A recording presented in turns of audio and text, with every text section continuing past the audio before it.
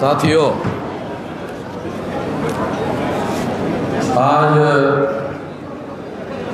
11 अप्रैल 2023 चबूतरा 24वीं मुहिम रोहतक। इस तारीख को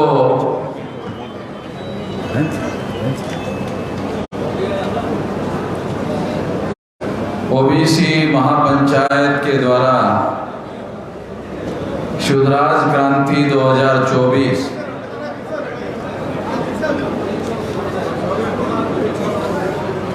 सम्राट अशोका की जयंती का भी आप लोगों ने यहाँ पंपलेट में उल्लेख किया हुआ है।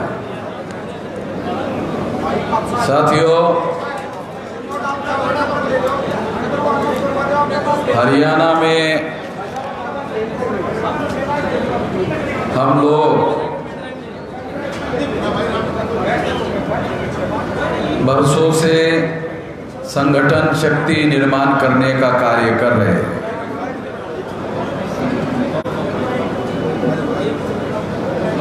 ये संगठन शक्ति निर्माण करने के लिए सारे देश भर में आज 31 स्टेट में 31 राज्यों में ये संगठन का जाल फैला हुआ है और सारे देश भर में 714 जिले हैं। आप लोगों को मालूम नहीं होगा, मगर आपके हरियाणा में केवल 23 है, मगर सारे देश भर में 714 है। ये 714 में से 674 जिलों में हम लोगों का देशव्यापी संगठन है। और आप लोग सुनकर हैरान हो जाओगे, 6500 तहसीलें हैं, 4000 तहसीलों से ज्यादा संगठन की शाखाएं कार्यरत है सारे देश भर में। और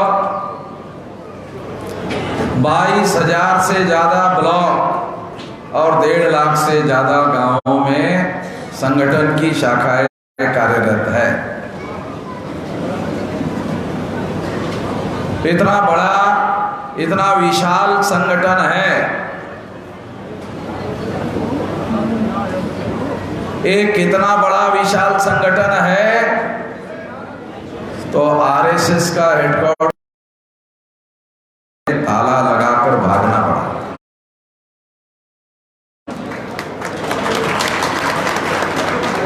सारे लोग आरएसएस से डरते हैं। खट्टर है तुम्हारा, खट्टर है, एक खट्टर भी डरता है आरएसएस से। खट्टर भी डरता है।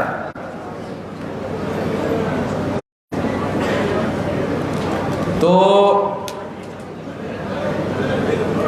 खट्टर डरता है आरएसएस से और आरएसएस डरता है मोहम्मद इस्लाम से। तो आप अंदाजा लगाओ। साथियों, ये जो बात मैं आप लोगों को बता रहा हूं संगठन शक्ति की, मेरी उम्र 18 साल 3-4 साल की रही होगी, 3-4 महीने की रही होगी। 18 साल 3-4 महीने, तब से ये काम कर रहा। आज मेरी उम्र 66 साल चल रही। 58 साल में आदमी रिटायर्ड हो जाता है। पता नहीं हरियाणा में कितने साल में होता है, 58 में होता है। और जब सरकार उसको रिटायर्ड कर देती है तो वो अपने से कहता है कि मैं टायर्ड भी हो गया। सरकार ने रिटायर्ड कर दिया और मैं टायर्ड हो गया हूँ, अब मैं समाज का कुछ करने लायक नहीं रहा हूँ। मेरी उम्र 66 साल है, लगभग 48 साल हो गए। ये आंदोलन को सारे देश भर में खड़ा करने के लिए जिंदगी के इतने साल लगाए। बहुत सारे लोग इतने उम्र के भी नहीं होंगे 48 साल के। यहाँ ऐसे बहुत सारे लोग होंगे जिनकी उम्र भी 48 साल नहीं होगी। तो 66 साल की अभी मेरी उम्र चल रही है। मैं अभी रिटायर्ड नहीं हुआ हूँ, टायर्ड भी नहीं हुआ हूँ, जंगे मैदान में अभी हूँ। ये जो जंगे मैदान है देश का, उसमें जो लड़ाई चल रही है गैर बराबरी को खत्म करने की और देश में बराबरी स्थापित करने की जो लड़ाई चल रही है, वो जो जंग चल रही है, उस जंग के मैदान में मैं हूं। तो इसलिए ये बात मैं आप लोगों को बताना चाहता हूं कि ये जंग है क्या। इस देश में आप लोग सुनकर और हैरान हो जाओगे, हमारे पुरखों का साम्राज्य था, राज था, मौर्य साम्राज्य। पता नहीं आप लोगों को पता है या नहीं है। ये मौर्य साम्राज्य हमारे पुरखों के द्वारा स्थापित किया हुआ राज्य था और वो अफगानिस्तान तक था। मौर्य काल का नक्शा भारत का देख लो। जो नया भारत का नक्शा है वो तो ब्राह्मणों ने तोड़ दिया, भारत पाकिस्तान बनाकर उसके टुकड़े किए। मगर भारत का नक्शा हमारे पुरखों के द्वारा अफगानिस्तान तक उसकी सीमाएं थी। अफगानिस्तान तक की भूमि एक भारतवर्ष का हिस्सा थी। ये देख लो, नक्शा देख लो हमारे पुरखों का। और सम्राट बृहदत्त मौर्य, आखिरी सम्राट, जिसकी हत्या पुष्यमित्र शुंग नाम के ब्राह्मण ने की। ध्यान रखो, नाम बता रहा हूं। पुष्यमित्र शुंग नाम के ब्राह्मण ने सम्राट बृहदत्त मौर्य, उसकी हत्या की। और हत्या करने के बाद इस देश में ब्राह्मण राज की स्थापना हुई। ये ध्यान रखो। और उस ब्राह्मण राज के सहारे से ब्राह्मणों ने शेड्यूल कास्ट की 1703 जाटू के टुकड़ों में उनको बांटा। जो आपके हरियाणा में शेड्यूल कास्ट है, वो सारे देश भर में 1703 टुकड़े हैं शेड्यूल कास्ट के, जिनको ब्राह्मण धर्म शास्त्रों के अनुसार अछूत कहा जाता है। जो अछूत है वो शूद्र नहीं है, ये ध्यान रखो। शूद्रों से भी नीचे जो लोग हैं वो अछूत है। शूद्रों से नीचे 3 सामाजिक समूह है। एक शेड्यूल कास्ट है अछूत, दूसरा है शेड्यूल ट्राइब, वो भी शूद्रा से नीचे है, और तीसरा है नॉमिडिक ट्राइब। ये 3 बड़े सामाजिक समूह ओबीसी शूद्रा के नीचे है, जिनकी संख्या देश में 35% से कम नहीं है। अगर 140 करोड़ जनसंख्या है और अगर उसमें 35% लोगों का अंदाजा लगाओ तो आपको कितने करोड़ लोग होंगे इसका अंदाजा आपको लगेगा। साथियों, इतने लोग वर्णा सिस्टम में शूद्र के नीचे है। और जो जिसे यहाँ पर शूद्राज क्रांति शब्द प्रयोग किया गया है, वो शूद्र जातियों की संख्या 3743 जातियां हैं। मंडल कमीशन के अनुसार 3743 जातियां, जो ब्राह्मण नहीं है, जो क्षत्रिय नहीं है, जो वैश्य नहीं है, वो लोग इस देश में सारे के सारे वर्णा सिस्टम में अगर SC ST नॉमिनिक टाइप छोड़ दिया जाए तो बाकी सारे के सारे शूद्र वर्ण के लोग।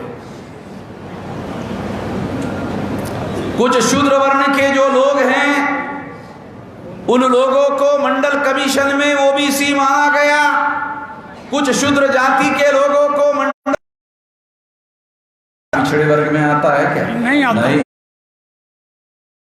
नहीं आता, मगर वर्णा सिस्टम में वो भी शूद्रा है। लाहौर हाई कोर्ट का फैसला है जी 1936 का। हाँ। और सबसे बड़ा तो समाज शास्त्र का फैसला है। ब्राह्मण लोग कहा करते थे बातचीत के क्रम में जट बुट।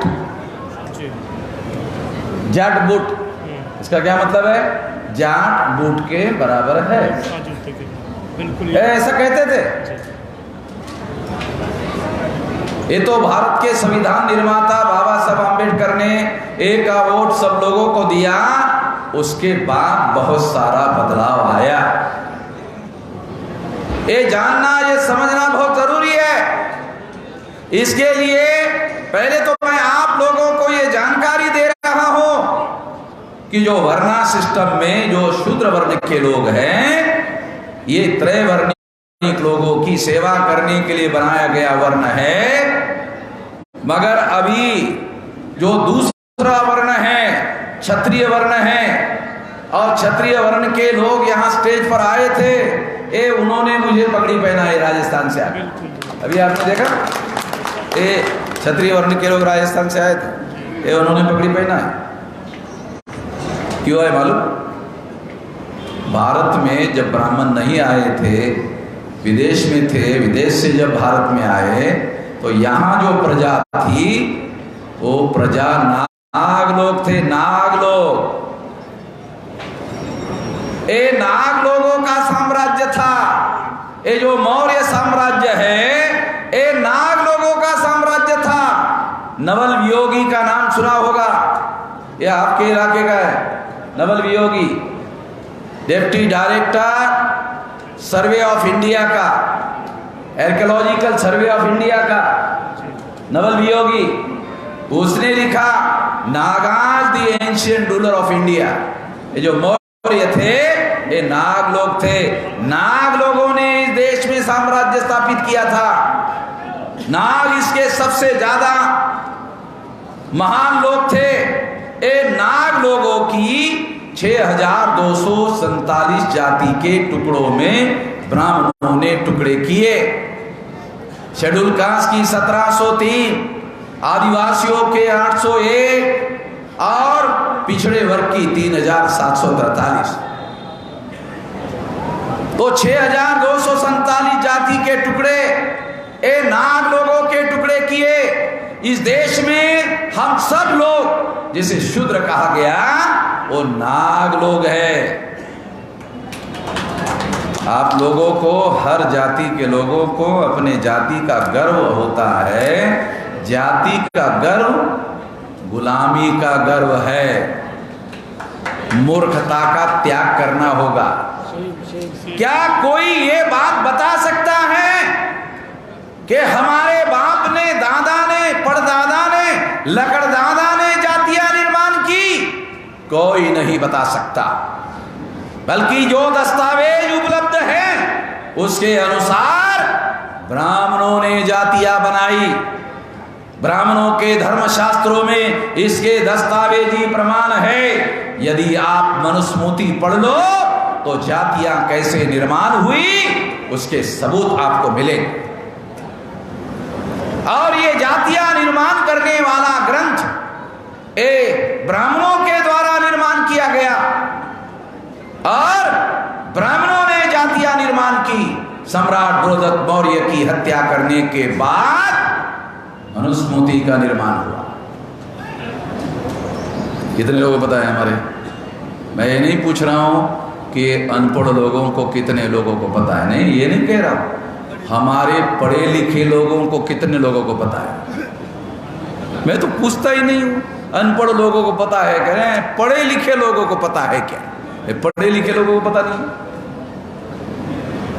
सम्राट बृहदत्त मौर्य की हत्या करने के बाद मनुस्मृति लिखी गई। कितने लोगों को पता है रामायण लिखा गया? हमारी हत्या करने के बाद रामायण लिखा गया, कितने लोगों को पता है? 2-4 लोगों को पता है, वो भी मेरा सुनने के बाद पता है।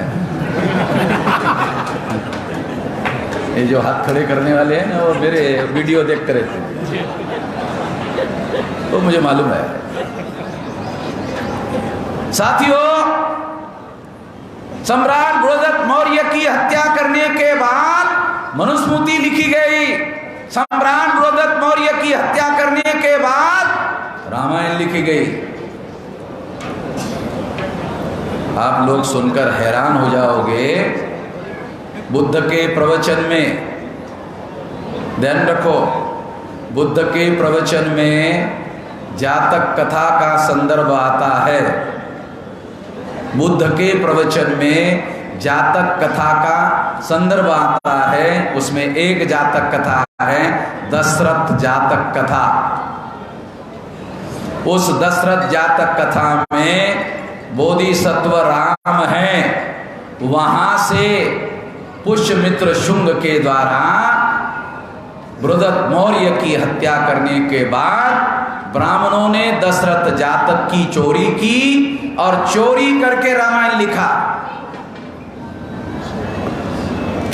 अरे आप लोगों को क्या पता होगा, मैं ब्राह्मणों को चुनौती देता हूं, ब्राह्मण लोग मैं जो कह रहा हूं उसे गलत साबित कर दे। आपको क्या पता है? आप लोगों को क्या पता है? मैं तो उन पंडितों को जो दावा करते हैं कि वो पंडित है, जिनको कोई समझ ही नहीं है, उनको चुनौती देने का क्या मतलब है? पंडित बोलते ना अपने आप को, बहुत अक्ल है, बोलते ना वो लोग। उनको चुनौती देकर कह रहा हूं कि तुम्हारे पुरखों ने दशरथ जातक की चोरी करके रामायण लिखा। चुनौती देकर कह रहा, ये रामायण चौर्य कर्म है। किसी की औकात है और किसी को लगता है कि मैंने गलत बोला तो मेरे साथ बहस करने के लिए आ जाए, और मैं अपने लोगों को बहस करने के लिए चुनौती नहीं दे रहा हूं, ब्राह्मणों को दे रहा हूं, वो आ जाए। पहली बात आपको बोल रहा हूं, ठीक है? एक जातक कथा, दशरथ जातक कथा की चोरी करके सम्राट बृहदत्त मौर्य की हत्या करने के बाद, पुष्यमित्र शुंग नाम के ब्राह्मण के द्वारा हत्या करने के बाद रामायण लिखी गई। दशरथ जातक की चोरी करके रामायण लिखी गई। हो गया? रामायण छोटी है, महाभारत बड़ा है। रामायण छोटी है, महाभारत बड़ा है। तो ब्राह्मणों ने 31 जातकों की चोरी करके महाभारत लिखा। 31 जातकों की चोरी करके महाभारत लिखा। महाचोरी, ये महाभारत नहीं है, ये महाचोरी है। और ये चोरी छोटे मोटे चोरों ने नहीं की, बड़े बड़े चोरों ने की, जिनके नाम बड़े आदर सत्कार से आप लेते रहते हैं। हमारे लोग बड़े आदर सत्कार से लेते रहते हैं। उनके पिछवाड़े पे लात मारने के लिए लिखा उन लोगों ने, हमारे लोगों के। तो ये जो चोर कर्म उन्होंने लिखा, चोरी करके, ये धर्म ग्रंथ के नाम पर हमारे लोगों के मन मस्तिष्क में थोपा। ये ब्राह्मणवाद का प्रचार करने के लिए लिखे गए धर्म ग्रंथ है, ऐसा बाबा साहब आम्बेडकर ने लिख के रखा हुआ है। बाबा साहब आम्बेडकर ने ये लिख कर रखा। आज तक बाबा साहब आम्बेडकर ने जो सवाल उठाए, किसी सवाल का ब्राह्मणों ने जवाब नहीं दिया। किसी सवाल का ब्राह्मण जवाब नहीं दे पाए। साथियों, मैं आपको ये बात समझाना चाहता हूं कि ये सारे धर्म ग्रंथ, जिसे ब्राह्मण लोग धर्म ग्रंथ कहते हैं, महाभारत में लड़ाई है, महाभारत में मारकाट है, रामायण में खून खराबा है, महाभारत में खून खराबा है, भाइयों और भाइयों में ही लड़ाई है? बिल्कुल। उसको धर्म ग्रंथ का एक भाई दूसरे भाई को मार दिया है। अब हरियाणा की भाषा में बोला जाए, एक भाई दूसरे भाई को मार दिया है ना, हरियाणा की भाषा। तो वो धर्म ग्रंथ बनाकर आपके दिमाग पर थोपा, और ये थोपने के पीछे जो बुद्ध के द्वारा जो विचारधारा उन्होंने प्रचार में लाई थी, उसे खत्म करने का षड्यंत्र था। बुद्ध का आंदोलन, बुद्ध की क्रांति, जिसे आप शूद्रा क्रांति कहते हो, अरे बुद्धा के बाद इस देश में शूद्रा क्रांति हुई। चंद्रगुप्त मौर्य और सम्राट अशोक मौर्य, इन लोगों ने जो क्रांति की, ये बुद्धा के विचार के वजह से क्रांति की। इसकी वजह से क्रांति हुई, और हमारे समाज में राजा नहीं सम्राट हो गए। कितने लोगों को पता है सम्राट का क्या मतलब है? कितने लोगों को पता है सम्राट का क्या मतलब है? हजारों राजाओं को मिलाकर एक सम्राट होता है। ये भी हमारे लोगों को पता है नहीं। तो सम्राट हमारे पुरखों के द्वारा, हमारी महापुरुषों की विचारधारा के द्वारा ये शूद्रा नाम की क्रांति हुई, और उसकी बदौलत एंशियंट इंडिया में, प्राचीन भारत में यह क्रांति हुई, जिसे आप शूद्राज क्रांति कहते हो। जिस विचारधारा के बदौलत यह क्रांति हुई, उस विचारधारा को खत्म करने के लिए रामायण और महाभारत लिखी गई, जिसे आप अपने सर पर महान पवित्र धर्म ग्रंथ समझकर सर पर रखते हो। अरे तुम्हारे सत्यानाश के लिए लिखा गया।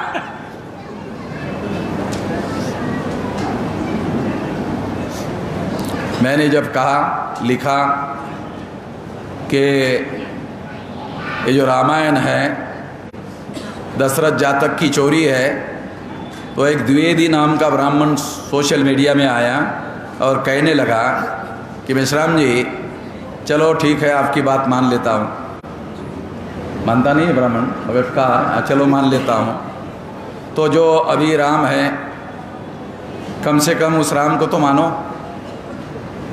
चलो आपकी बात मैं मान लेता हूँ कि हमने दशरथ जातक से राम की चोरी की, रामायण लिखी, तो अब तो आप राम को मानो। मैंने कहा, जब दशरथ जातक का ओरिजिनल राम मेरे पास है, तो साले तेरा डुप्लीकेट राम क्यों मानूं? चुप हो गए, दोबारा गायब हो गया, आया नहीं फिर। मेरे पास ओरिजिनल है, साला तेरा डुप्लीकेट क्यों मानूं? साथियों, हमारे लोगों को इस देश में 6247 जाति के जो टुकड़े ब्राह्मणों ने किए, तो हम लोगों को आज़ादी के दौरान ये बताया जाता था कि अंग्रेज़ों का जो रूल है वो डिवाइड एंड रूल है, बांटो और राज करो।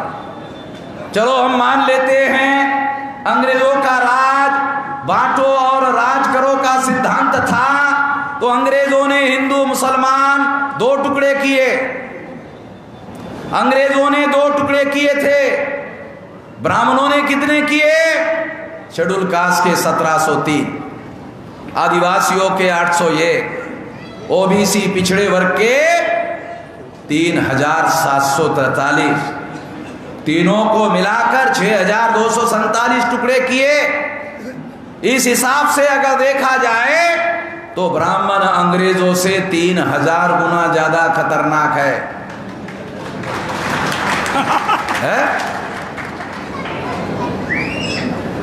किसी ने मुझे कहा कि कोई हरियाणा का कोई एक ब्राह्मण था, उसने आपको आने के लिए मना किया था।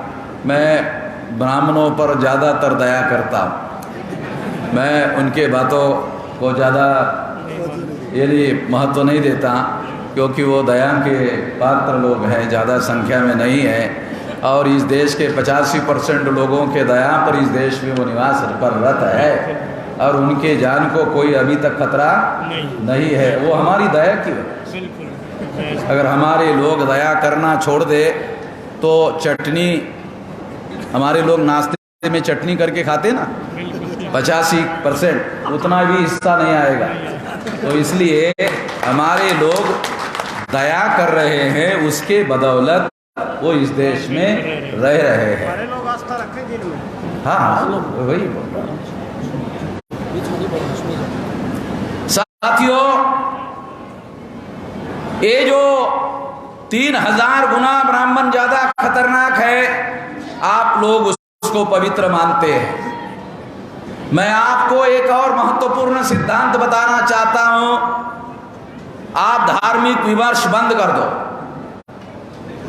सामाजिक विमर्श शुरू कर दो। अगर आप वर्ण व्यवस्था की चर्चा करोगे, जाति व्यवस्था की चर्चा करोगे, अस्पृश्यता की चर्चा करोगे, आदिवासियों के सेग्रीगेशन की चर्चा करोगे, महिलाओं के दास्ता की चर्चा करोगे, शूद्रत्व पिछड़े वर्ग पर थोपा गया, इसकी चर्चा करोगे, घुमंतु जातियों को बहिष्कृत किया गया, इसकी चर्चा करोगे, जागरण फैलेगा, जागरण फैलेगा। धार्मिक विमर्श करोगे तो ब्राह्मण कहेगा ये लोग धर्म विरोधी है। तो हमारे लोगों में जाके ब्राह्मण क्या कहते हैं? वामन मेश्राम धर्म विरोधी है। तो हमारे लोग जांच पड़ताल किए बगैर मान लेते हैं कि वामन मेश्राम धर्म विरोधी है, जांच पड़ताल भी नहीं करते, क्योंकि उनको ये मालूम ही नहीं जांच पड़ताल करने नाम का कोई सिद्धांत है।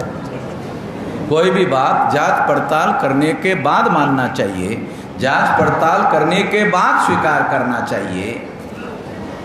आप डॉक्टर के पास जाते हो, आपको पूछने के पहले इंजेक्शन लगाता है क्या? मतलब मर जाएगा। मतलब दवा ना खाने से जीवित था, अगर पूछे बगैर दवा लगा दिया तो दवा से मर जाएगा। तो छानबीन करने के बाद बात माननी चाहिए या नहीं माननी चाहिए, ये हमारे पुरखों के द्वारा बताया हुआ सिद्धांत है, ब्राह्मणों का सिद्धांत है। मानो, ब्राह्मणों ने कह दिया जानने की जरूरत नहीं है, ब्राह्मण कहता है अरे ब्राह्मण ने बोल दिया मान लो। बुद्ध ने कहा जानो, मानो नहीं, जान लो। ज्ञान की बात है, समझदारी की बात है। जब ये सिद्धांत हम लोग स्वीकार कर लेंगे तो कोई ताकत नहीं है जो हम लोगों को आगे बढ़ने से रोक लगा दे। हम लोगों को क्या करना है?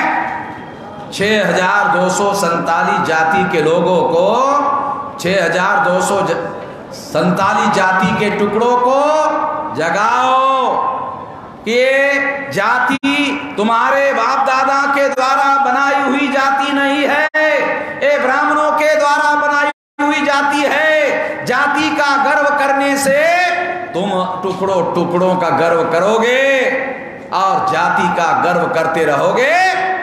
6247 टुकड़े बने रहेंगे, जाति का गर्व छोड़ दो।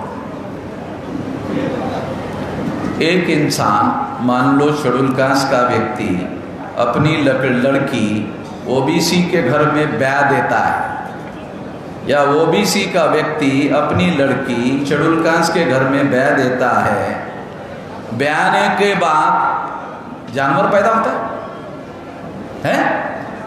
जानवर पैदा होता है? इंसान ही पैदा होता है ना।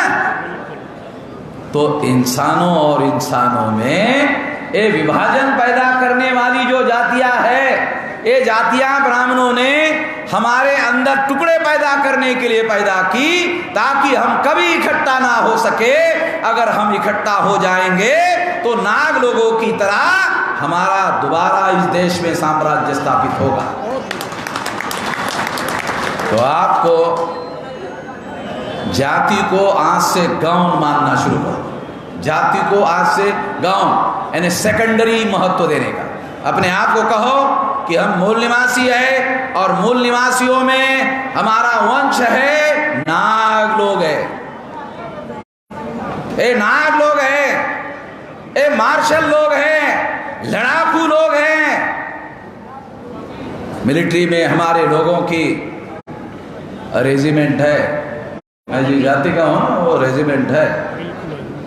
भारत में हमारे रेजिमेंट ने अंग्रेजों को जीत हासिल करवाई। वर्ल्ड वार में भी मेरे जाति के लोग वर्ल्ड वार में भी वहां गए थे, वर्ल्ड वार में भी जीत हासिल करवाई।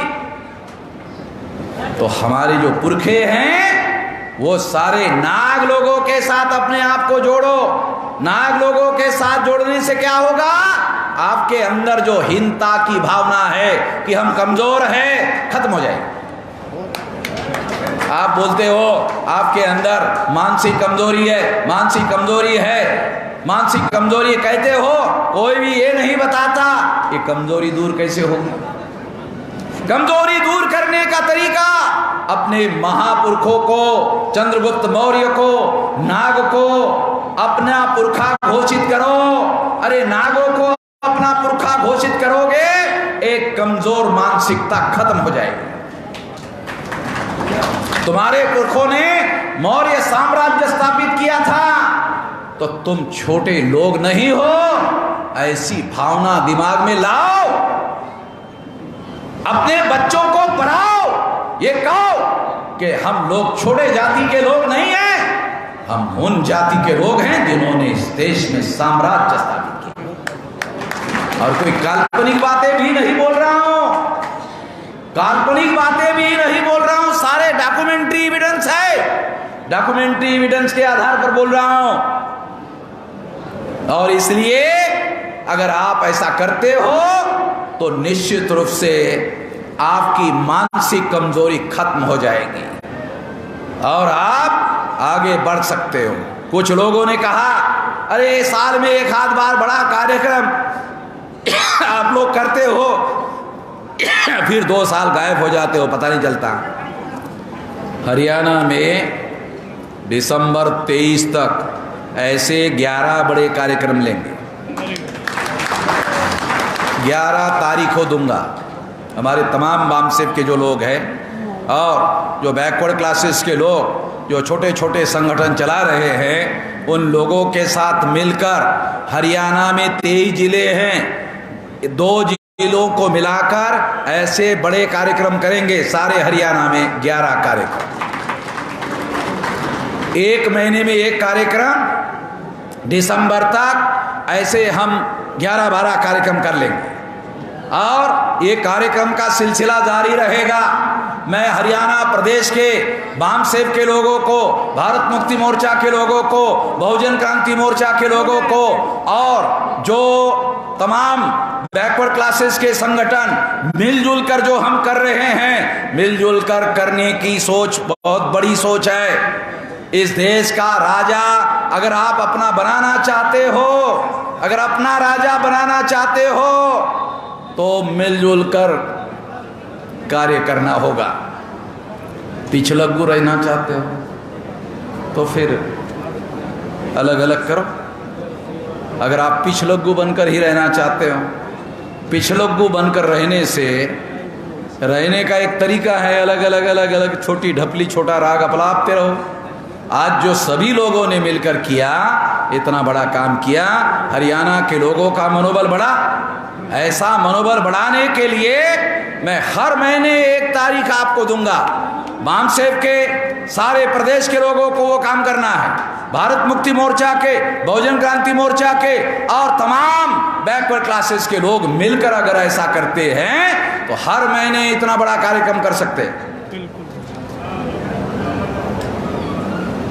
सारी देश, अभी मेरा उत्तर प्रदेश में परिवर्तन यात्रा चल रही है।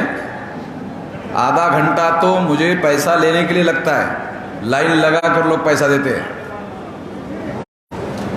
क्यों? मैं टाटा बिरला अंबानी से नहीं लेता, मैं टाटा बिरला अंबानी से नहीं लेता हूं, तो हमारे लोग मुझे लाइन लगाकर पैसा देते हैं, निधि देते हैं। यहां भी आपने देखा होगा। तो अगर आप अपने लोगों की ईमानदारी से लड़ाई लड़ते हो, पैसे की कोई कमी नहीं है। जो हमारे लोग हैं वो करोड़ों रुपए आपको आंदोलन चलाने के लिए देंगे, मुझे दे रहे हैं।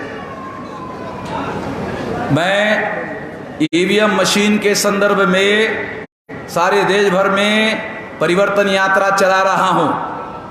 अभी हमारे राजकुमार सैनी जी ने कहा कि हमारे लोग इकट्ठा हो जाते हैं मगर वोट हमको मिलते नहीं हैं। उसकी वजह ईवीएम है, उसकी वजह ईवीएम है। और सुप्रीम कोर्ट ने भी कहा ईवीएम मशीन के द्वारा फ्री, फेयर एंड ट्रांसपेरेंट चुनाव नहीं हो सकता। फ्री यानी भ्रष्टाचार मुक्त नहीं हो सकता, फेयर यानी निष्पक्ष नहीं हो सकता, ट्रांसपेरेंट यानी पारदर्शी नहीं हो सकता। इसका मतलब है ईवीएम में घोटाला करके चुनाव हो रहा है। अरे 8 अक्टूबर 2013 को सुप्रीम कोर्ट ने यह निर्णय दिया। अखबार वालों ने यह खबर आप तक इसीलिए पहुंचने नहीं दी ताकि ये घोटाला उजागर ना हो। इसलिए सारे देश भर में ईवीएम के घोटाले के संबंध में सारे देश भर में जागरण अभियान चला रहा है। और अक्टूबर, नवंबर, दिसंबर तक इस मुद्दे पर भारत बंद करेंगे। जब तक ईवीएम का बंदोबस्त नहीं होगा, आपकी 85-90% संख्या बैलेट पेपर में दिखाई नहीं देगी। वो ईवीएम मशीन चुराते रहेंगे।